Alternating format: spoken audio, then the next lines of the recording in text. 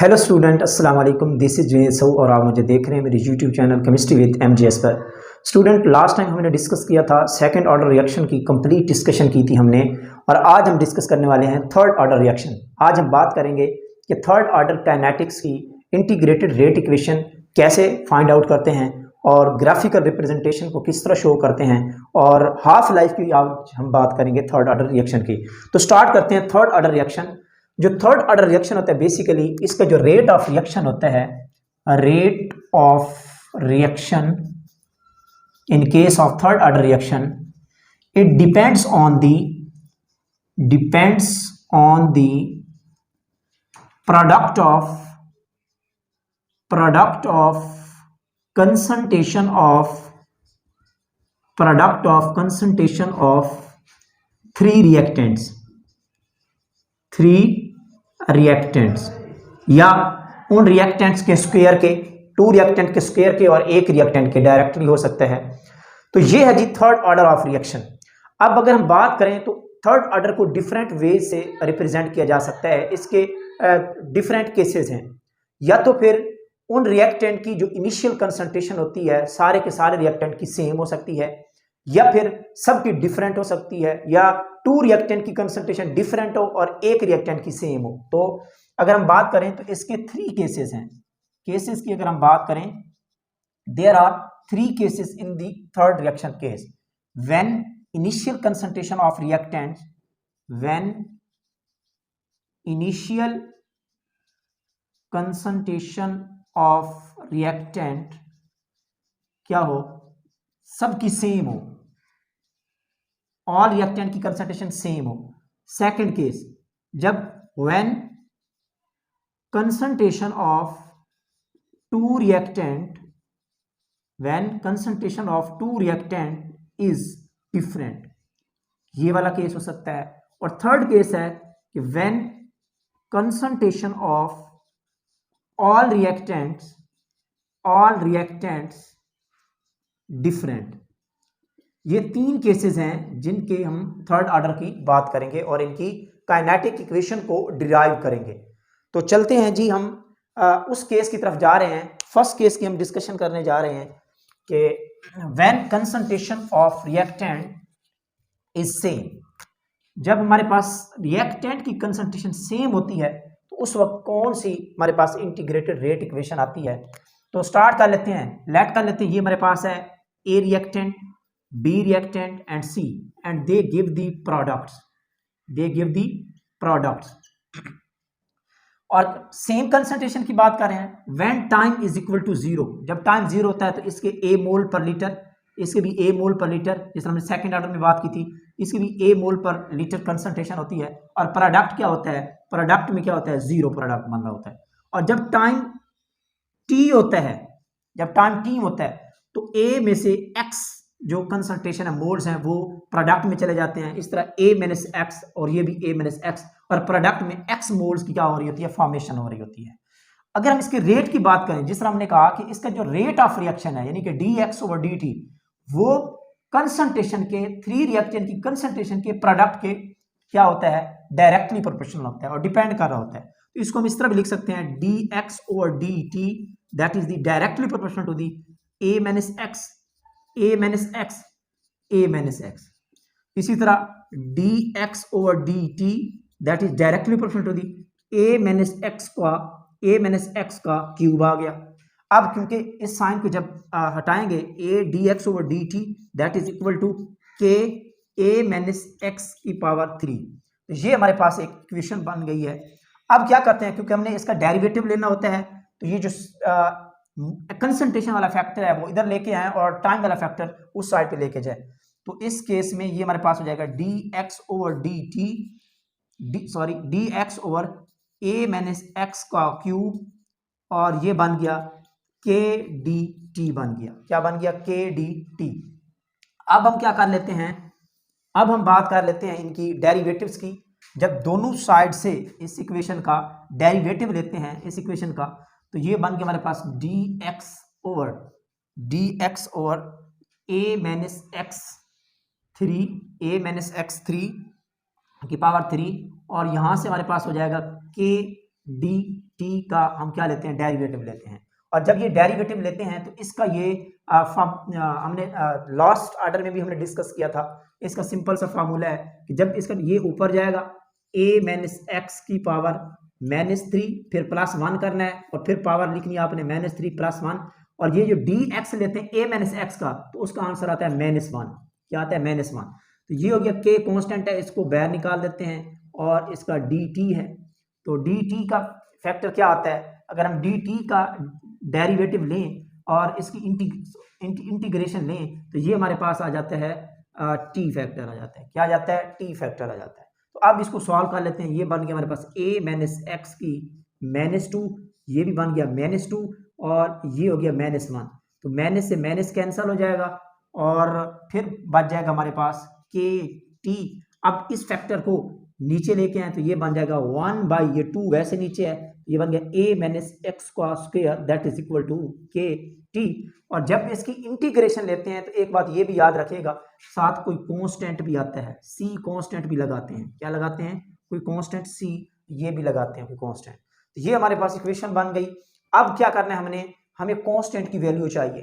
तो हम कांस्टेंट की वैल्यू किस तरह निकाल सकते हैं, yes, when conditions, when time 0 था तो उस वक्त x जो मोल्स थे वो की कंसंट्रेशन भी प्रोडक्ट में क्या थी, 0 थी। जब ये लेते हैं, अब देखें जब टाइम 0 था तो ये वाला फैक्टर, ये वाला जो फैक्टर है ये भी 0 हो गया।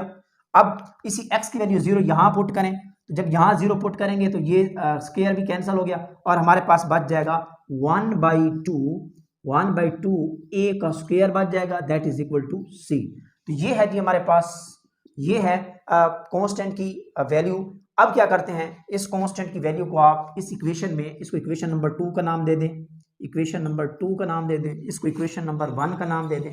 इक्वेशन नंबर 2 में आप इस कांस्टेंट की वैल्यू पुट कर दें तो हमारे पास जो न्यू इक्वेशन बनेगी वो बनेगी 1/2 a माइनस एक्स का square that is equal to K T plus, और c की वैल्यू आ गई 1/2 a का स्क्वायर। ये इक्वेशन बन गई। अब अगर इस इक्वेशन को कुछ इस तरह रीअरेंज कर लिया जाए कि इस इक्वेशन के साथ मल्टीप्लाई कर दिया जाए 2 का फैक्टर, दोनों तरफ से क्या कर दिया जाए, 2 का फैक्टर, इस इक्वेशन को मल्टीप्लाई करें, मल्टीप्लाई बाय 2। जब 2 को मल्टीप्लाई करेंगे तो अब हमारे पास जो न्यू इक्वेशन बनेगी वो क्या बनेगी, ये 2 से कैंसिल, ये भी 2 से कैंसिल, और 2 आ जाएगा के टी के साथ। तो अब हमारे पास बच गया 1/a माइनस एक्स का square that is equal to 2kt plus, ये बन गया 1a/2। Very important. और स्टूडेंट ये इक्वेशन हमारे पास बन गई है स्ट्रेट लाइन इक्वेशन। चेक करें जरा, स्ट्रेट लाइन इक्वेशन क्या थी, y इज इक्वल टू, ये हमारे पास बन गया m x पे t का फैक्टर प्लस c, ये हमारे पास है इंटरसेप्ट। तो ये इक्वेशन बन गई, ये स्लोप है, ये हमारे पास t का फैक्टर है और ये इंटरसेप्ट है।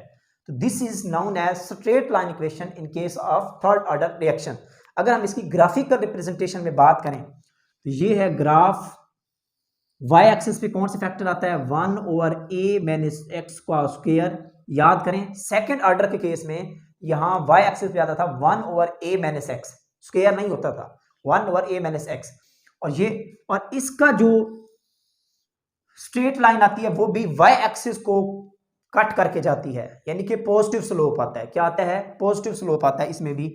और इस केस में अगर हम देखें तो ये हमारे पास थीटा है, और इसका जो स्लोप है, इसका जो स्लोप है, slope that is equal to 2k, जबकि सेकंड ऑर्डर के केस में हमारे पास स्लोप था 1k, यानी कि slope is equal to k था, और ये है slope is equal to 2k, ये याद रखिएगा। और x एक्सिस पे हमारा टाइम का फैक्टर था, और ये जो इंटरसेप्ट है और इसकी वैल्यू क्या है 1/a का स्क्वायर, जबकि सेकंड ऑर्डर के केस में 1/a था और यहां था 1/a माइनस एक्स। तो ये है जी इंटरसेप्ट। ये एक ग्राफिकल रिप्रेजेंटेशन है थर्ड ऑर्डर काइनेटिक्स की। किस केस में, when initial concentration of reactants are same, जब ऑल रिएक्टेंट की इनिशियल कंसंट्रेशन सेम होगी तो उस वक्त जो हमारे पास स्ट्रेट लाइन इक्वेशन बनेगी वो ये वाली बनेगी, और this is the graphical representation. अब हम देखते हैं कि जिस तरह हमने सेकंड ऑर्डर में हमने बात की थी कि इस इक्वेशन को रीअरेंज कर लेते हैं इन टर्म ऑफ टाइम और या रेट कांस्टेंट, क्योंकि rate constant is the important factor in case of rate of reaction of any order. तो हर ऑर्डर के लिए रेट ऑफ रिएक्शन बहुत इंपॉर्टेंट फैक्टर है, तो उसका रेट कांस्टेंट पे डिपेंड कर रहा होता है वो रेट, और रेट कांस्टेंट की वैल्यू निकाल लेते हैं कि फार्मूले को हम इक्वेशन को अरेंज कर लेते हैं according to the rate constant. तो देखते हैं कि रेट कांस्टेंट के अकॉर्डिंग क्या इक्वेशन बनेगी।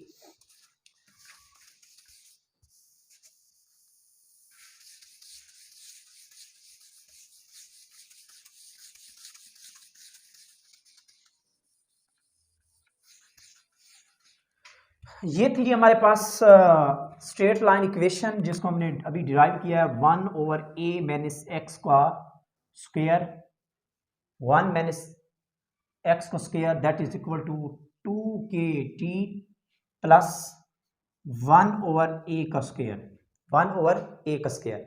इससे पहले हमने एक इक्वेशन ली थी कि जिस इक्वेशन को हमने रीअरेंज करके ये बनाया था, तो उस वक्त क्या था, वो इक्वेशन थी 1/2a माइनस एक्स का square that is equal to kt plus 1/2a का स्क्वायर। ये इससे पहले वाली इक्वेशन थी, हमने 2 वाले फैक्टर को यहाँ मल्टीप्लाई किया तो ये इक्वेशन बन गई थी। इस इक्वेशन से हम वो निकाल लेते हैं कि k की वैल्यू क्या आ गई। अब k की वैल्यू हमने फाइंड आउट करनी, तो ये वाला फैक्टर इधर लेके आए, ये बन गया 1/2a माइनस एक्स का स्क्वायर माइनस 1/2a का square that is equal to kt। अब क्या करना है, 1/2 आप इसमें से कॉमन ले सकते हैं 1/2, और ये बन गया 1/a माइनस एक्स का स्क्वायर माइनस 1/a का स्क्वायर, और ये हो गया जी kt। अब यहाँ से आप k और t की वैल्यू निकाल सकते हैं। अगर k की निकालना चाहते हैं तो ये बन गया k की वैल्यू अगर आप निकालना चाहते हैं तो 1/t और 1/2t, और ये हो गया 1/a माइनस एक्स का स्क्वायर माइनस 1/a का स्क्वायर, ये ले लें। ये है जी वैल्यू रेट कांस्टेंट की, किसकी वैल्यू है, रेट कांस्टेंट की वैल्यू है। यहाँ से आप k का यूनिट भी निकाल सकते हैं, k का यूनिट भी निकाल सकते हैं, क्योंकि ये कंसंट्रेशन गिवन है, वैल्यू पुट करते जाएं तो k का यूनिट आ जाएगा। और अब हम चलते हैं जी, ये था जी रेट कांस्टेंट की फार्मूला है, ये है वो इक्वेशन, इसको कहते हैं न्यूमेरिकल इक्वेशन। क्या कहते हैं इसको, this is the numerical equation है। इस इक्वेशन को आप यूज करके आप डिफरेंट न्यूमेरिकल यूज कर सकते हैं, सॉल्व कर सकते हैं इन case of third order reaction. अब हम बात करते हैं हाफ लाइफ की स्टूडेंट, अब हम बात करते हैं half life in case of third order reaction. अगर इस इक्वेशन को रीअरेंज कर लिया जाए t के अकॉर्डिंग, ये हो गया t that is equal to 1/2k, और ये हो गया 1/a माइनस एक्स का स्क्वायर माइनस 1/a का स्क्वायर। अब क्या करना है, देखें कि ये हमारे पास जो फैक्टर है ये वाला a माइनस एक्स का स्क्वायर, ये ऐसी है जैसे a माइनस b होता है और उसका स्क्वायर ले लिया जाए, a माइनस b का स्क्वायर, जो कि इक्वल होता है a की 2 माइनस 2ab प्लस b की 2। इस तरह इसको सॉल्व करेंगे इस फैक्टर को, तो इसका आंसर आता है a की 2/4। क्या आता है, a की 2/4। तो t that is equal to 1/2k, और ये हो गया 1/, अब ये वाला फैक्टर क्या है, a की 2/4, a की 2/4 माइनस 1/a का स्क्वायर आ जाता है। अब क्योंकि ये वाला जो फैक्टर है सेकंड डिवीजन में वो ऊपर चला जाता है, और ये हो गया 4/a का स्क्वायर माइनस 1/a का स्क्वायर। अब इसका एलसीएम आप ले सकते हैं 1/2k, और इसका एलसीएम आ जाएगा a की 2, क्या आ जाएगा, a की 2 एलसीएम आ गया, तो ये हो गया 4 माइनस 1 आ गया, और t that is equal to 1/2k, और ये हो गया 3/a का स्क्वायर, 3/a का स्क्वायर। अब हम इसको लिख लेते हैं फाइनली t। अच्छा, ये जो t है हमारे पास, this is the half life, t 1/2 है, t 1/2 है, t 1/2 that is equal to, ये हो गया 3/2 ka का स्क्वायर, 3/2 इस तरह लिख लेते हैं, 3/2 ka का स्क्वायर। वेरी इंपॉर्टेंट ये रिलेशन है हाफ लाइफ के केस में। ये इक्वेशन, ये रिलेशन ये शो कर रहा है कि half life of third order reaction that is the inversely proportional to the square of concentration. क्या, स्क्वायर ऑफ कंसंट्रेशन, यानी कि t 1/2 सेकंड थर्ड ऑर्डर के केस में ये है 1/a का स्क्वायर, यानी कि कंसंट्रेशन के स्क्वायर के इनवर्सली प्रोपोर्शनल है। बहुत इंपॉर्टेंट ये पॉइंट है जो एग्जाम में पूछा जाता है, half life of third order reaction. इसको आप लिख सकते हो 1.5 भी लिख सकते हो, क्योंकि 3/2 को डिवाइड करो तो इसका आंसर क्या आता है, 1.5 आता है। तो इस तरह भी लिखा नजर आएगा आपको कुछ बुक्स में 1.5 के ए का स्क्वायर हाफ लाइफ, ये भी नोट कर सकते हैं आप। ये था जी half life of third order kinetics. तो आज हमने बात की है कि third order kinetics when initial concentration और सेम, जब इनिशियल कंसंट्रेशन सेम होती हैं तो उस वक्त जो हमारे पास इक्वेशन बनती है उसको हम कहते हैं स्ट्रेट लाइन इक्वेशन, हम कहते हैं उसको ग्राफिकल वे में रिप्रेजेंट हम कर देते हैं। उसके बाद फिर हम टाइम के अकॉर्डिंग या रेट कांस्टेंट के अकॉर्डिंग इक्वेशन को अरेंज करते हैं, और देन फाइनली हमने हाफ लाइफ की हमने बात की कि इन case of third order kinetics जो हाफ लाइफ आती है उसका क्या फार्मूला आता है और रिलेशन आता है। तो ये था जी आज का लेक्चर, और नेक्स्ट लेक्चर हम डिस्कस करेंगे थर्ड ऑर्डर काइनेटिक्स का नेक्स्ट पार्ट। और अपना ख्याल रखिए, अल्लाह हाफिज़।